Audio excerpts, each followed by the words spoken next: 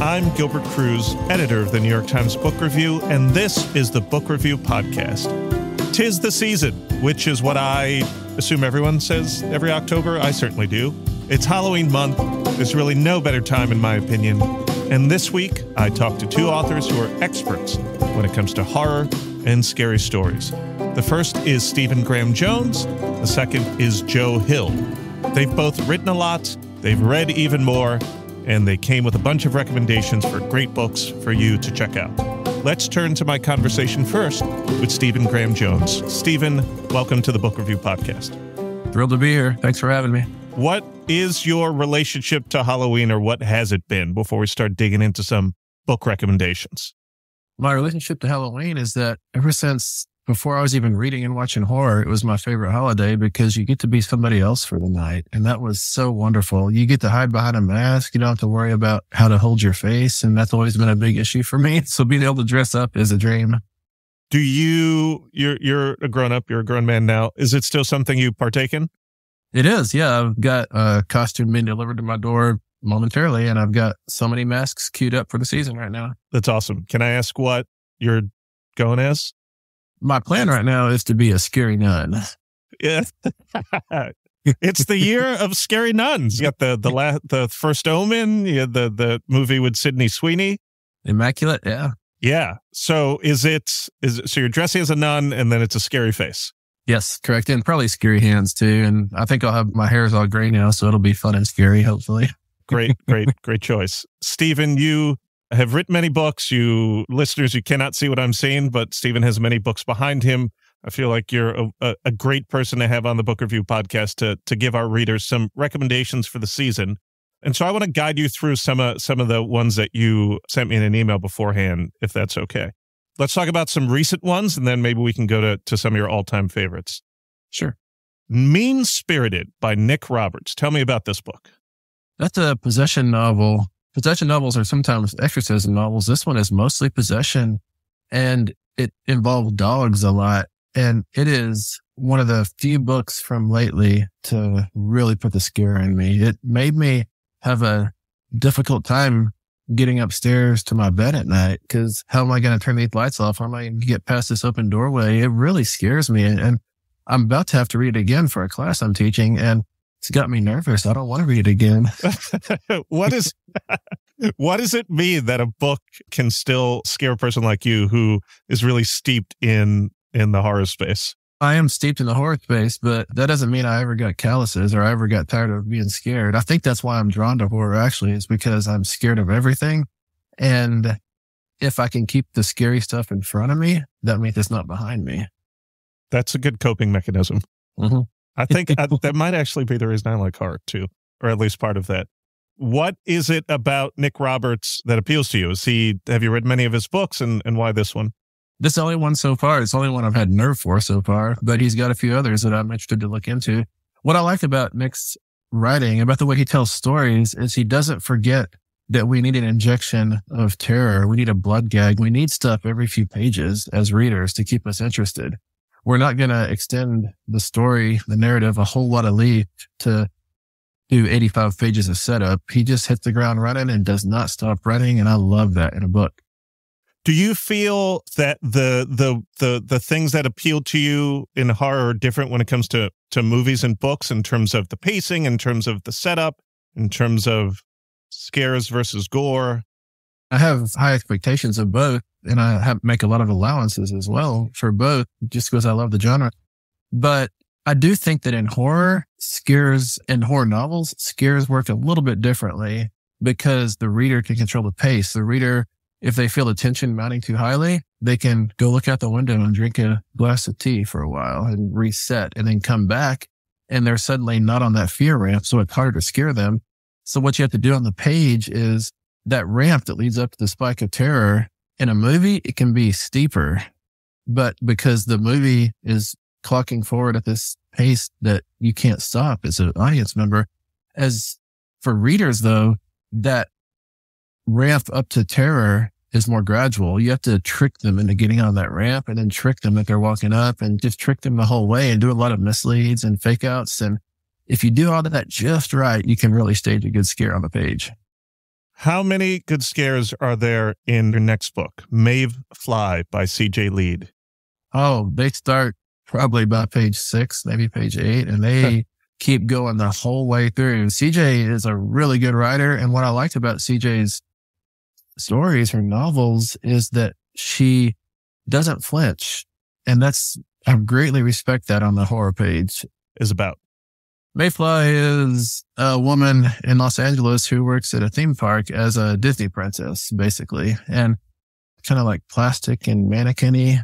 But in her private time, in her downtime, and also sometimes during work, she is, and this isn't spoiling anything, I think this is probably on the book jacket by now, she's like Patrick Bateman from Bret Easton Ellis's American Psycho. She is brutal.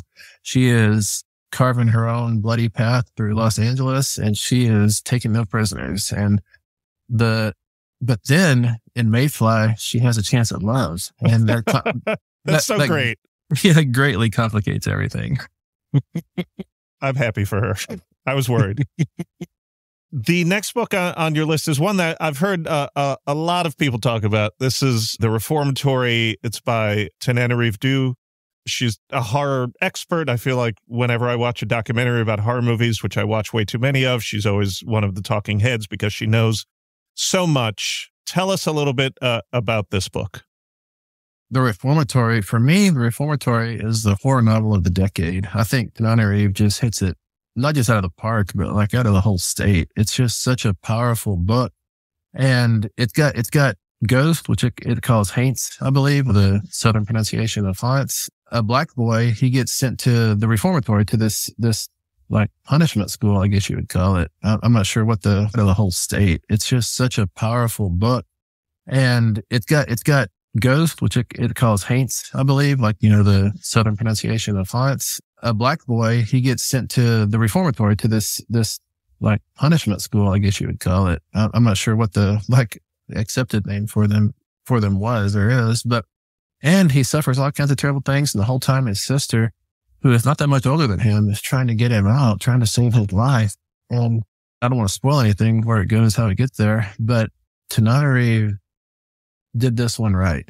And it's got an emotional kind of upsweep at the end, which I would have paid 6 times what I paid for the book for, maybe 10. It uses the same real life reformatory that Colson Whitehead's The Nickel Boys was based on. Obviously, you could take a real life event and write 10 different takes on it.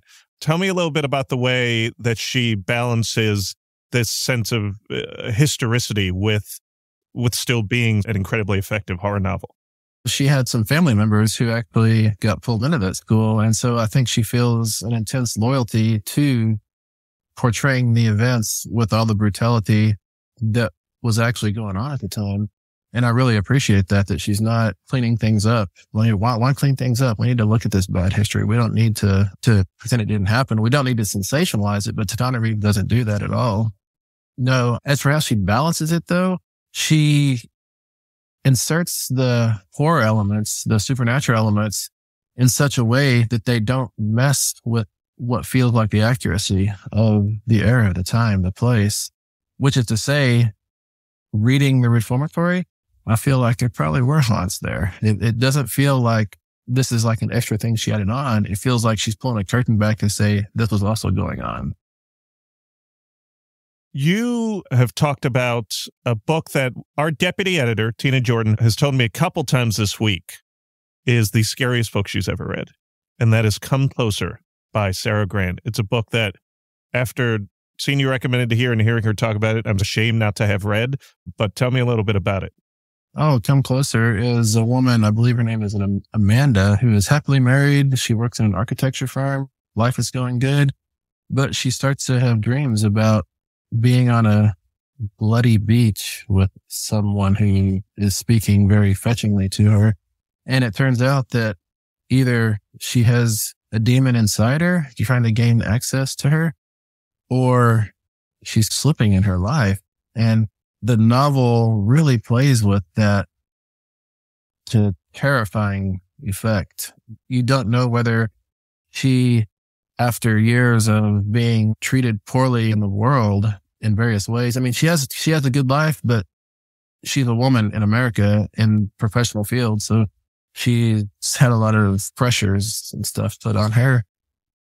You're not sure if she is letting herself seek vengeance on the world around her or if she's actually possessed. And it's punctuated periodically by these quizzes that feel ripped out of Cosmopolitan magazine. Are you possessed? And as the novel progresses, she initially scores low and she starts scoring higher and higher, and things get bloodier and wilder and more over the top. And this novel, Come Closer, has one scene. I won't spoil when it is. I don't want to set people's expectations in a weird way, but it has one scene that always gives me the shivers and make me remember this is why I read horror. This is probably why I write horror.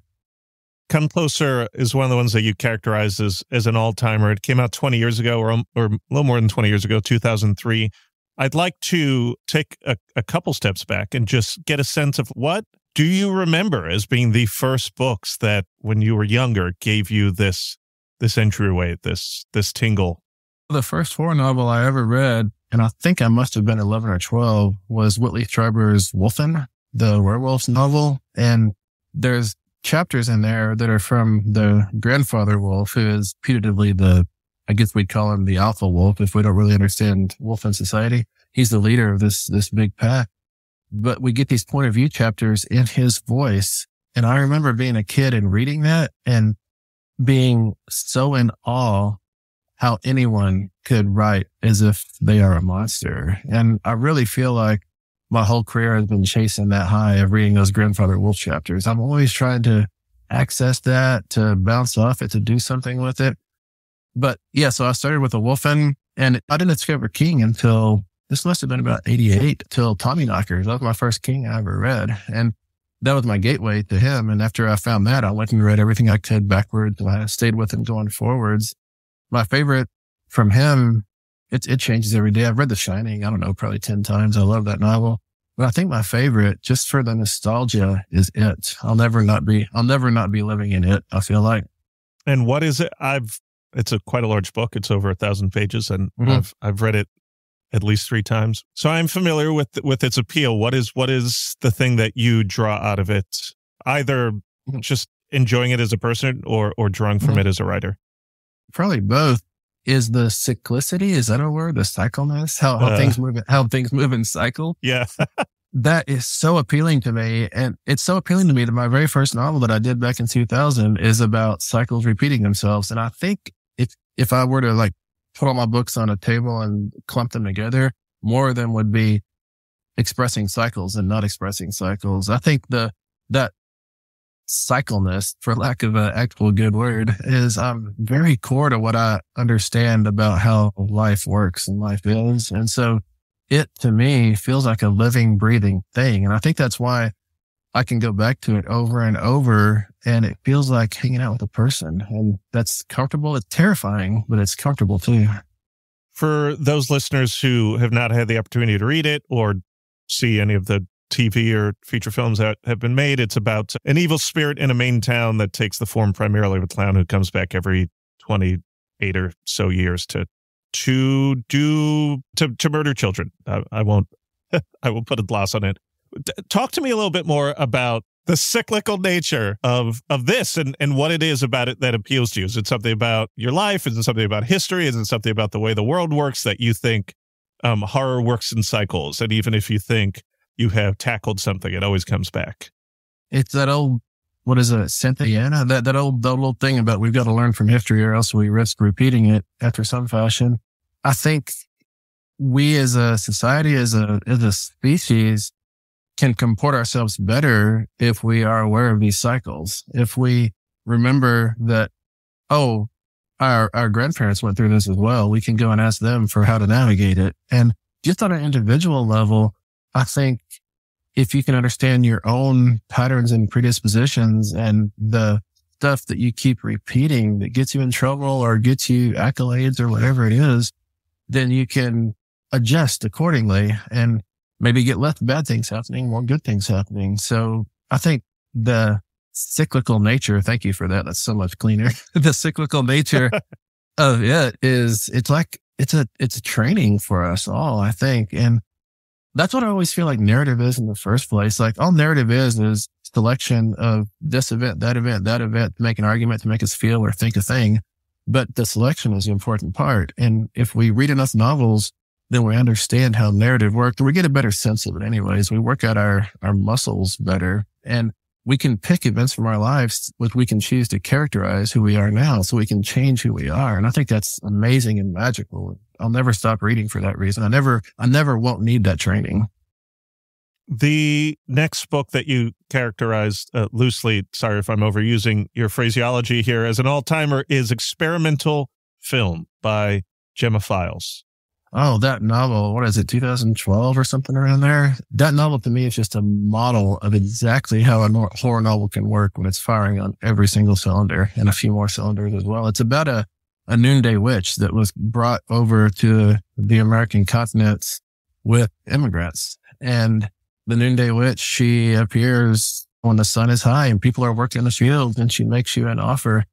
And this Gemma Files mixes this with someone who is a specialist in old film, the old silver nitrate stuff. And it crosswires in a way which I never would have expected. And it ends just magically for me, terrifyingly, but magically. And I don't want to spoil it.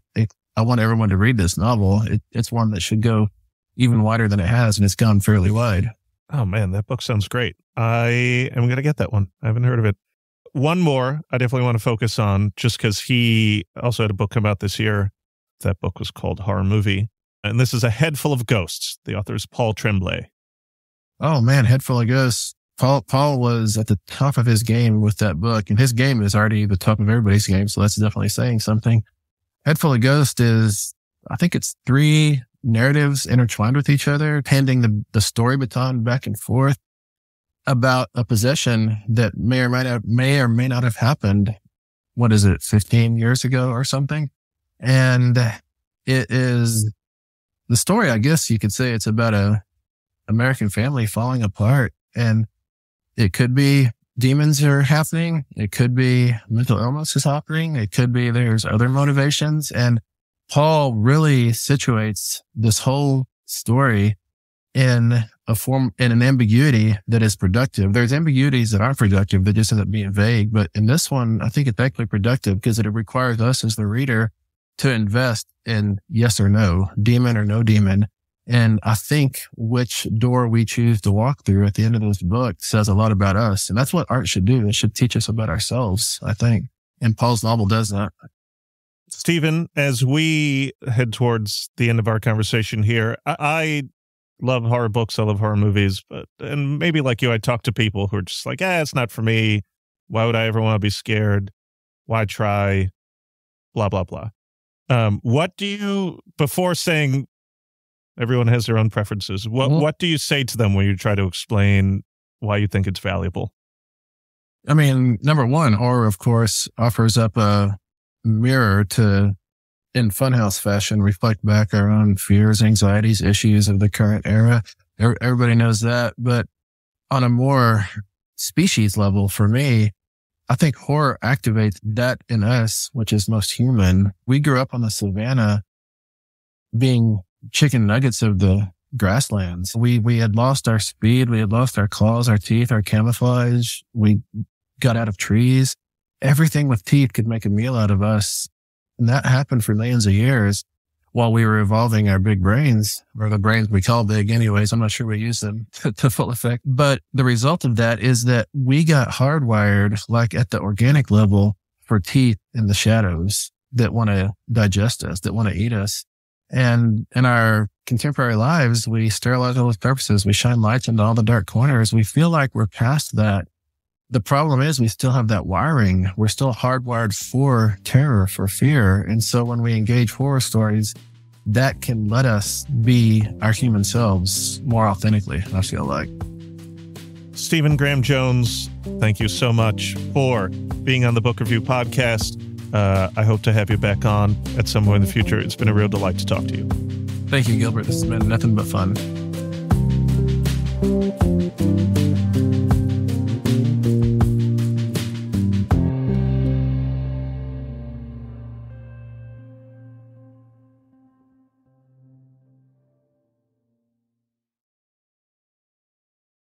This is the Book Review Podcast, and I'm Gilbert Cruz. You just heard my conversation with Stephen Graham Jones, recommending a bunch of wonderful and scary books to read this season, and I asked author Joe Hill to do the same. Welcome to the Book Review Podcast. Thanks for having me on. It's wonderful to be here. The first time I read you, before interviewing you, I feel like years ago for Time Magazine for Horns, this was a very long time ago, was 20th Century Ghosts, which is a short story collection. And I don't know if I said this at the time, but it has stuck with me. I was listening to it. I was listening to the audiobook version of 20th Century Ghosts. And the first story in 20th Century Ghosts is a story called Best New Horror, if I'm recalling correctly. And it was so tense that I was genuinely sweating on a New York City subway platform. And I wasn't sweating because it was summertime and it gets to be 97 degrees on these platforms. I think it was a different time of year. It was just, it was very tense, very tense. And then several stories later, there's a story called Pop Art, which was one of the more moving pieces of short fiction I've read in a horror collection ever, maybe. It was a great delight to see the range there. That's very kind. I remember that we spoke in a restaurant in Boston around 2010 for Horns. And shortly afterwards, I had a nervous breakdown and a divorce. So, Gilbert, I'm hoping this conversation has a better outcome. I don't want to lay all that on you, but I'm not taking you completely off the hook. You know, it's clearly we had this conversation, and 2 years later, I was a divorced guy in therapy. And so, anyway, no pressure here. What happened? I'm so sorry. I feel like you should have told me this earlier. Into the conversation? Yeah, this might be the first time we've spoken since then. Well, keep you updated after this conversation. I'll let you know how it goes. Great. Thank you. This is such a silly question, given who you are and how you grew up. But what has your relationship to scary books been from the time you were a child? We're here to talk about scary books. It is quite literally a lifelong relationship with the scary stuff. The elephant in the room was my dad is Stephen King, a fact that I was able to keep secret for a period of time in the early part of my career while I was finding my own voice and starting to publish. But I'm a huge Stephen King fan and fell hard for my dad's work like so many other children of the 1980s. And read everything. And the thing is people they think of it as a long book, but I read it in second draft and manuscript. And that manuscript was came to my knee. I was shorter then, but I wasn't that short. It was a huge manuscript. And certainly I was swept away by that story. Mm-hmm. How old were you when you read that book, which has a lot of... Far, far too young. Yeah. I think I was 12. If you look at the date the book came out and subtract 2 years, 86 maybe. Okay, so I read it in 1984 and I would have been 12. Okay. Yes, I was talking to a friend recently and I said, in some ways I feel like I've been trying to write it my whole life. My third book, Nosferatu, was sort of a stab. My attempt to write it. I've got a new one that'll be out next year called King Sara, where I was trying to write it, I think. I did a short story called The Black Phone that was in 20th Century Ghost. And at the time I wrote it, it was the furthest thing from my mind. But when I look at it now, I see the influence of that book all over that story. What did you take from that book? It's a big book. There's a lot to take from it. But what do you think are the elements that sort of keep coming back over and over in your writing? I learned pretty early on that effective horror is not about sadism. It's not about throwing a pile of guts at the reader. Effective horror is about giving you some characters to fall in love with, introducing fully rounded characters who feel like you would want to spend time with them. And you're going to spend time with them because it usually takes between 12 and 20 hours to read a book. You meet some characters and you fall in love with them, and then you see them forced to confront the worst that we can imagine. And so in that sense, I think good horror fiction is about sympathy. It's about empathy, not cruelty. That isn't always so clearly understood. And so I think when you look at the horror movies of the 1980s, the slasher films of the 1980s, you see a lot of movies that are terrible horror films, but great slapstick comedies. The Friday the 13th films, for example, every character in those movies is one-dimensional. You've got the cheerleader, you've got the jock, you've got the stoner, you've got the good girl who studies and is saving her virginity for marriage. All of the tropes that were made fun of in the film Cabin in the Woods. Absolutely. And none of these characters have any depth to them.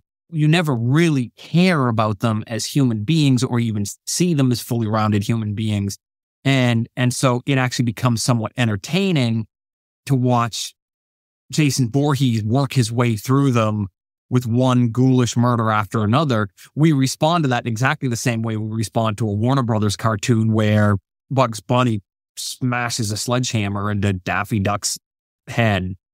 The difference between a Three Stooges film and some of the later Friday the 13th films is very fine. A lot of eyes getting poked.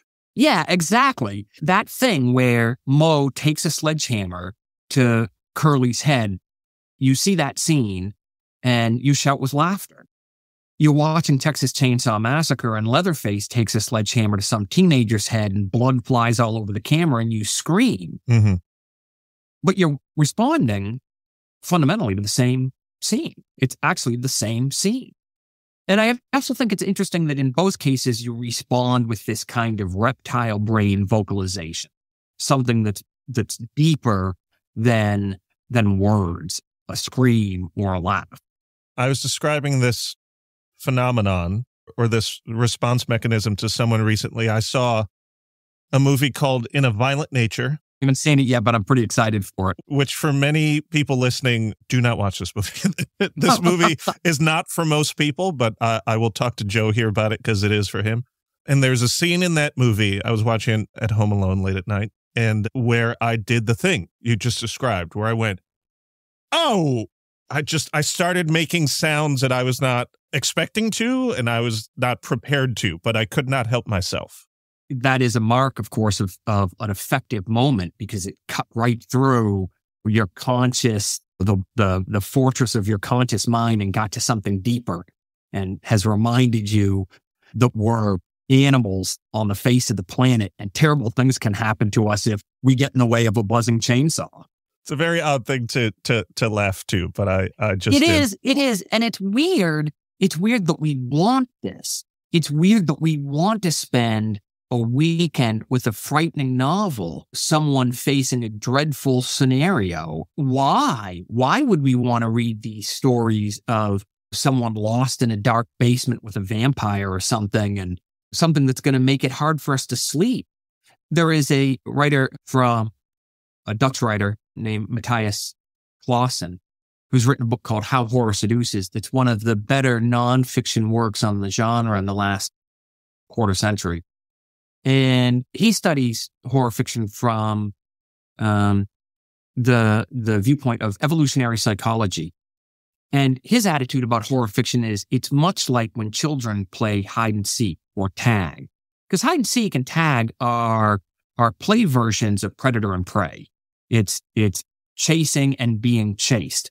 Children find this terrifically entertaining. But there have been times and places in history when knowing how to hide fast was extremely useful for small human beings.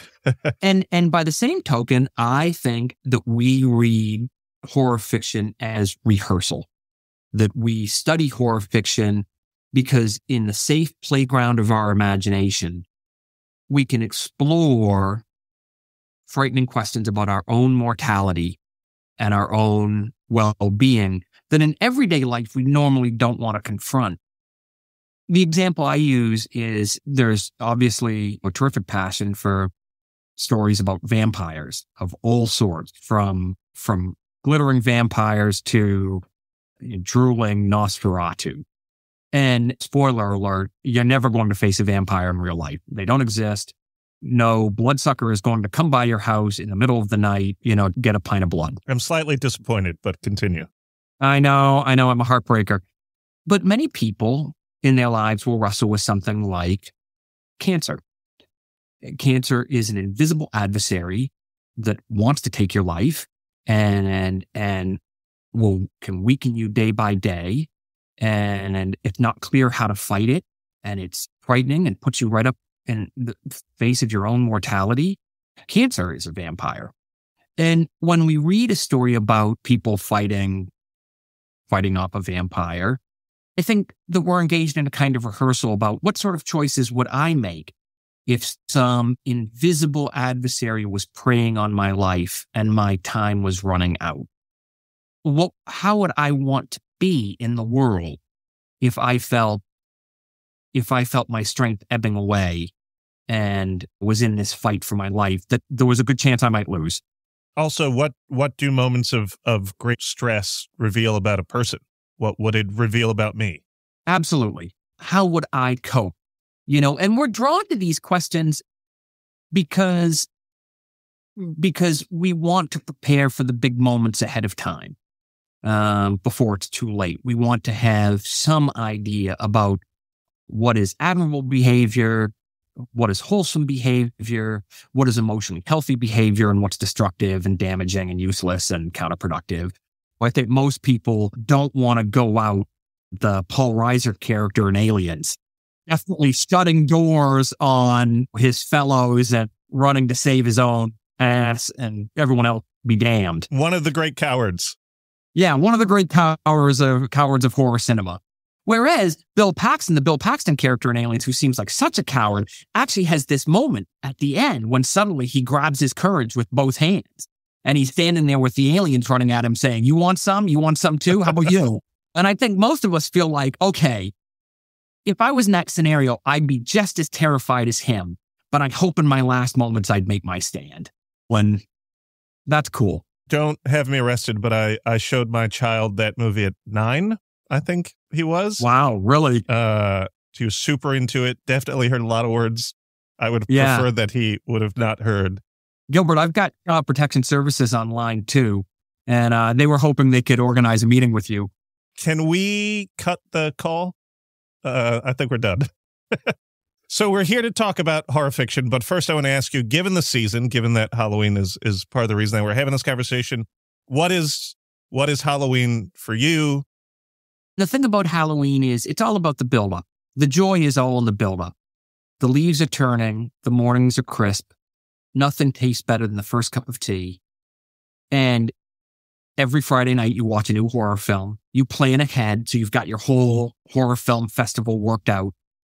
You pick some reading that's appropriate for the season. Mm-hmm. At the moment, I'm reading The Best Ghost Stories of Algernon Blackwood. It's the first time I've read him since I was a teenager. It's all early 20th century. It has a kind of Edwardian, Victorian feel to it. So it's just right. It feels just perfect for the season, tasteful but frightening. Mm-hmm. And then you have the big night. The kids go out and they get dressed and run from house to house collecting candy. That's fun. That's fine. But sort of like opening your presents on Christmas morning, the anticipation and the buildup is where all the real pleasure is. That is perfectly put. I want to talk about some books that you would recommend for the season. You just mentioned the stories of Algernon Blackwood, but I know you have a few more that you wanted to dip into. The first one is Lost Man's Lane by Scott Carson. Who is Scott Carson? Not who he appears to be. Scott Carson is a pen name for the thriller writer Michael Kurita. Michael's probably best known for a novel called Those Who, under his own name, called Those Who Wish Me Dead, which was made into an intense backwoods thriller starring Angelina Jolie. But he does write other novels under the name Scott Carson. His Michael Kurita thrillers are all mainstream thrillers set in the world as we understand it. But the Scott Carson books indulge in his love of supernatural fiction. Lost Man's Lane is probably the best of the Scott Carson books to date. It is set, so it has, if you loved Stranger Things, you will love Lost Man's Lane. It has something of the same feel to it. It has some of the texture of a young adult novel, but is also very much for grown-ups, something like Stranger Things. It is set not the 1980s like Stranger Things, but at the tail end of the 1990s. and occasional historical events intrude in quite striking ways. They're all plopped in front of the TV on the day that Columbine happens. And one of the most moving moments in the story is when one of the parents says to the kids, "We will never let this happen again." And that's the most frightening moment in the book. Sent a shiver right through me. But the story is about a young man. On the day he gets his driver's license, he's pulled over by the police for going just slightly over the speed limit. The cop who pulls him over is a terrifying bully, and there's something off about him.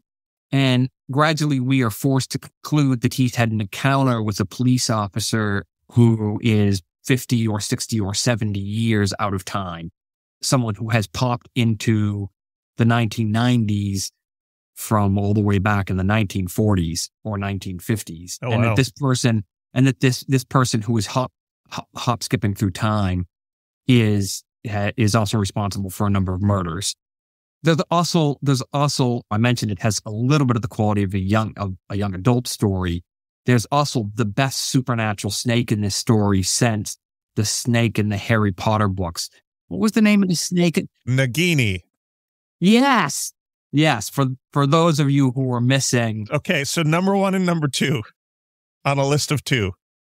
Yes. Yeah, exactly. It's sort of like Jaws 2 is the absolute second best shark film. Great it's movie. not actually a huge list. Yeah. So that's a great recommendation. The writing is light and witty. The pages turn swiftly because Michael is a thriller writer in the mold of a Harlan Coben or a Linwood Barclay. He also has a little dash of Dennis Lehane in him. And because that's the world of writing he comes from, there are a lot of very satisfying twists, a lot of really stunning, "Oh, I can't believe that just happened." And the art is in having those reversals and twists and then getting to the end of the book and feeling like they were all earned. It wasn't just a twist to shock you and keep you moving. Do you feel, as someone who has read more than most perhaps and has written a lot and has to think about plotting and structure and twists and turns and surprises, do you find that when you actually encounter a genuine one in fiction, it remains delightful? The idea that someone can still come up with a twist that can confound even someone who's read hundreds and hundreds of books.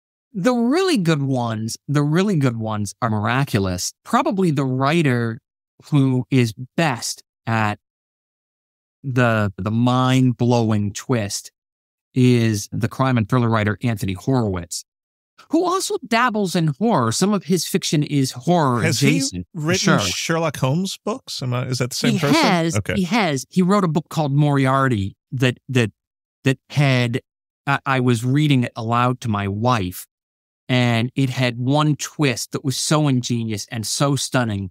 She didn't believe it had really happened. She thought I was making it up just to upset and perturb her. And she snatched the book out of my hands to read it for herself to make sure it was really on the page.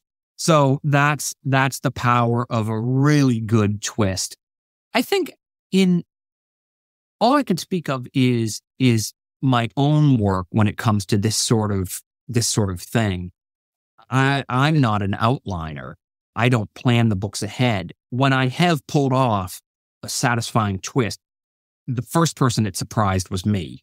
Before it ever surprised a reader, it was something that it was a decision that one of my characters made, or some kind of revelation where I was completely stunned for that to just fly onto the page. And how does that come to you? It's you're sitting there and it happens. Are you in the shower are you on a walk? It usually happens while you're writing. So okay. It's not something that just occurs to you while you're out for a walk. It's what happens. My view of it is you have a situation.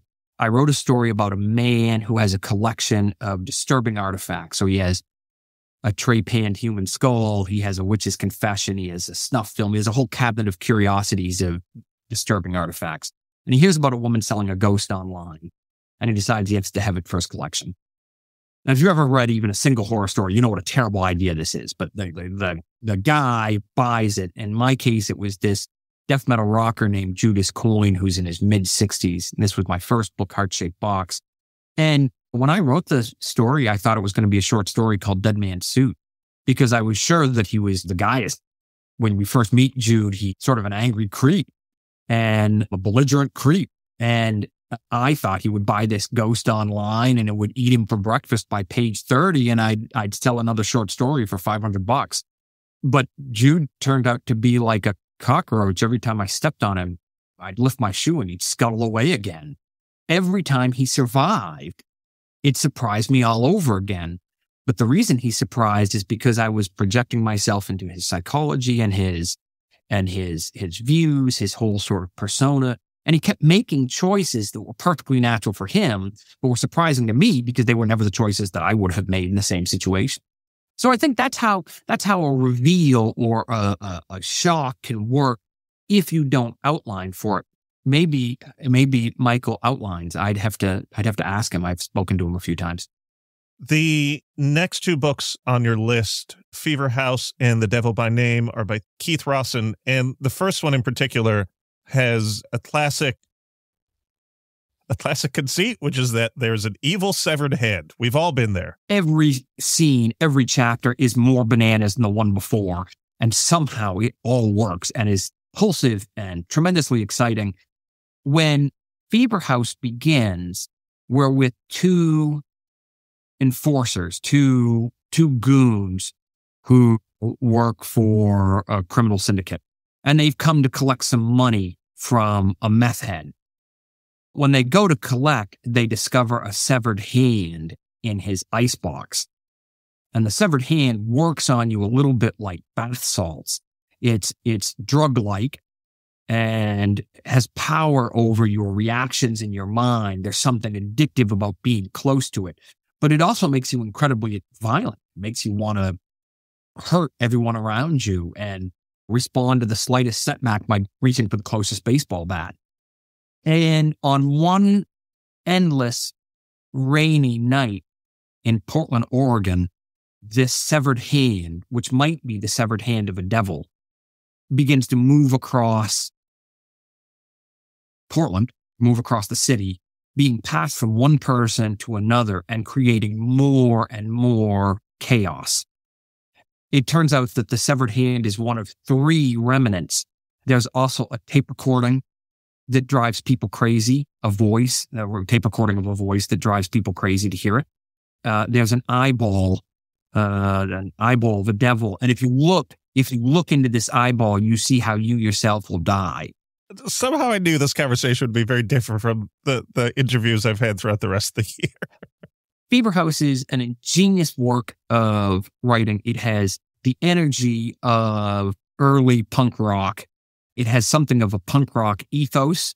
It's very in your face. It has a tremendous cast of characters.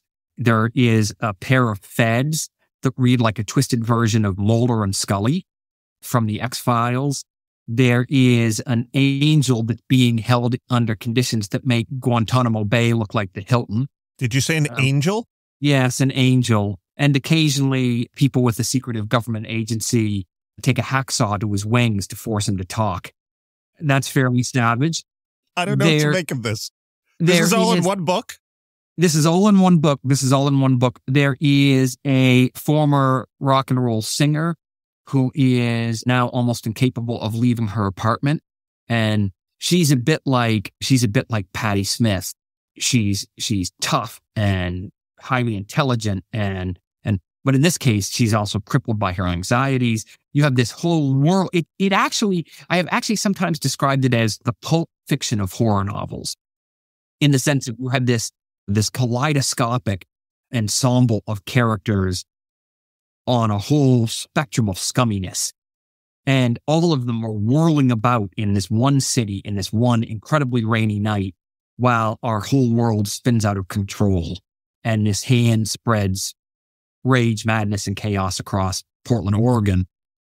The ending is so outrageous, I won't speak of it. Thank you. I will say, The Devil by Name, the follow-up, presents us with a world that has been profoundly changed. The Fever House is set in our world as we understand it, with the supernatural intruding on life as we know it. And The Devil by Name is something of the reverse, where the real world is now intruding on a world that has been changed by the power of the supernatural. That was a superb recommendation. I think you should do this for a living. Just recommend I heard books. The job is taken. But the last thing I'll say about it is, because I think this matters to a lot of readers, the last thing I'll say about it is the pages of Fever House and The Devil by Name fly by so quickly, you're in constant danger of paper cuts. And I think that matters because I think good horror fiction needs to move. Stuff has got to happen. And there's certainly not time for a lot of introspection in the work of Keith Rosson. There's some, though. I feel like the next and last book you're going to talk about probably has a little bit of that. It's tonally completely different, quite serious, quite frightening. This is a book called The Reformatory. Yeah, The Reformatory by Tananarive Due is just out in paperback. It also just won the World Fantasy Award for Best Novel. I think that's wonderful, but hardly surprising. The Reformatory is probably one of the 2 or 3 best horror novels published in this century so far. It is set in the early 1950s in the South, and it's about a black kid who gets in a tussling match with a white kid after her sister is insulted. This black kid winds up in a reformatory that is as terrifying as the Overlook Hotel and just as haunted. And gradually it becomes clear that if this kid doesn't get out of the reformatory in a hurry, he will not live to be 15. And the book has a lot to say about the early civil rights movement and about what it was like to be black in the South in the middle of the 20th century. I thought I knew that story, and it turned out there was a whole bunch I did not know. Mm-hmm. It's also just a damn fine horror novel. Scary, zippy, full of fraught, tense set pieces. Our lead character encounters a number of ghosts in the reformatory, and those encounters are chilling and also emotionally powerful. That these are moments that have something to say about the tragedy of so many of the kids who were sent to, for example, the Dozier School of Boys for boys who never left, who walked through that door and never walked back out. And I probably the highest praise I can give the book just about is, boy, it reads like a Stephen King novel. It's got that energy, that vividness, and that heart. And I was completely blown away.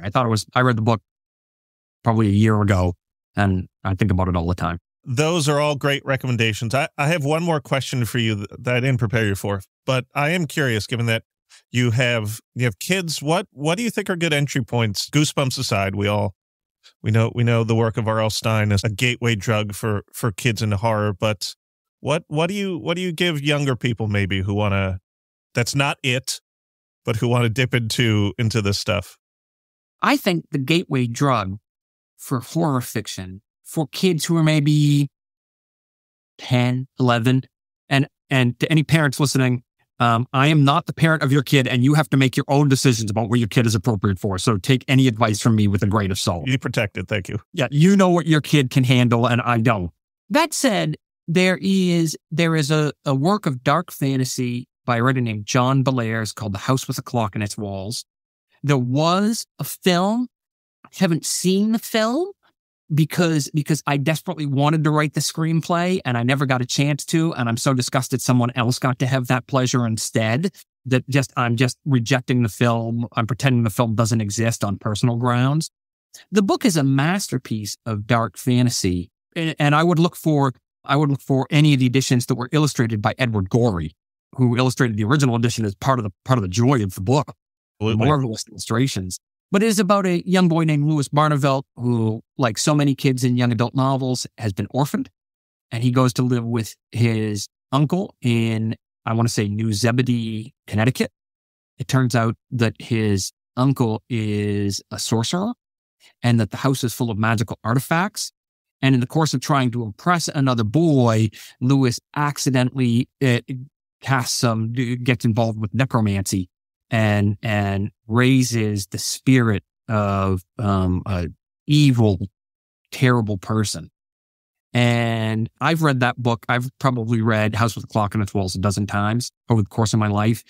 And I think it has some incredibly chilling scenes, but still within the range of what an imaginative, good-humored 11-year-old can cope with. It's the masterpiece of fantasy that J.K. Rowling never wrote. I would put House with a Clock on Its Walls comfortably ahead of any of the Harry Potter novels.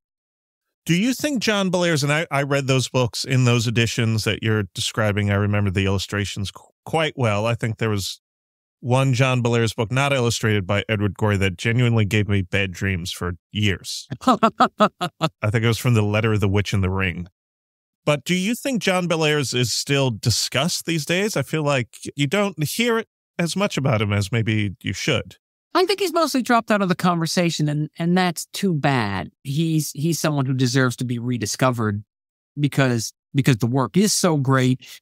That book in particular, The House with the Clock on Its Walls in particular, is really one of the classics of childhood fantasy, just as much as The Phantom Tollbooth or The Black Cauldron, The Lion, the Witch, and the Wardrobe. It is in that class, that very elite class of lasting, timeless stories of childhood wonder, darkness, and the fantastic. And I'm pretty sure that House with the Clock on Its Walls at least is still in print. Yeah, I think so. I mean, I have seen the movie. You know, it stars Jack Black and Cate Blanchett. It's definitely made for a younger audience. I just failed myself by admitting I know who's in it. What I meant to say is, there's a movie? Never? No, I'm sure you're wrong. No, I don't think that happened. Joe Hill, thank you so much for coming on the Book Review Podcast to recommend a bunch of great scary books for the season. This was a real delight. Gilbert, it was a pleasure. Thanks for talking to me. Those were my conversations with authors Stephen Graham Jones and Joe Hill. I'm Gilbert Cruz, editor of the New York Times Book Review, and I wish October could last forever. Thanks for listening.